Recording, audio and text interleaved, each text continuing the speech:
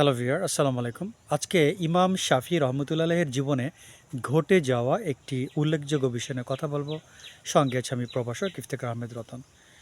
এই মহান মনীষী একদা মনের অজান্তে একজন মহিলার পা দেখে ফেলেছিলেন। ছোট্ট একটি অপরাধ করেছিলেন।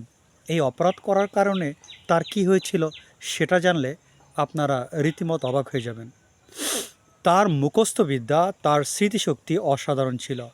তিনি যখনই কোনো কিছু পড়তেন তখনই খুব দ্রুত সেটা মুখস্থ হয়ে যেত। কিন্তু ওই মহিলার পা দেখার পর থেকে তার স্মৃতিশক্তি হারিয়ে গিয়েছিল। তিনি একেবারেই কোনো কিছু আর মুখস্থ করতে পারছিলেন না। অবাক হয়ে গেলেন।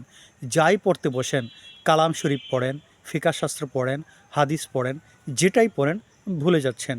তিনি মনে রাখতে পারছেন না। বিষয়টি নিয়ে খুব চিন্তিত হয়ে যান। দেখা করেন তার প্রিয় শিক্ষকের সাথে। তাকে সব কিছু ভেঙে বলেন, হুজুর, আমার মুখস্থ হচ্ছে না, আমি বুঝতে পারছি না, কারণটি কী? তখন হুজুর তাকে জিজ্ঞাসা করলেন, অর্থাৎ তার শিক্ষক তাকে জিজ্ঞাসা করলেন, শাফি, তুমি কি কোনো ছোটোখাটো পাপ করেছ? ইমাম শাফির মনে পড়ল, হ্যাঁ হুজুর, আমি একটি মহিলার পা দেখেছিলাম মনের অজান্তে। তখন তার শিক্ষক বললেন, দেখো শাফি, এই ছোট পাপ করার কারণেই তোমার কালামশাস্ত্র, হাদিস, ফিকহশাস্ত্র কিছুই মুখস্থ হচ্ছে না। কেননা এই সকল জ্ঞান হচ্ছে মহান আল্লাহ তাআলার পক্ষ থেকে।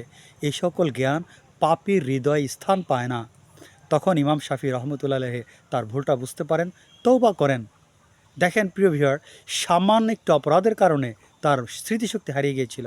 আর আমরা মনের অজান্তে কত বড় বড় অপরাধ করে থাকি। মহান আল্লাহ তাআলা আমাদের সবাইকে ইসলামের সহি বুঝ দান করুন। আজ এ পর্যন্ত, আল্লাহ হাফেজ।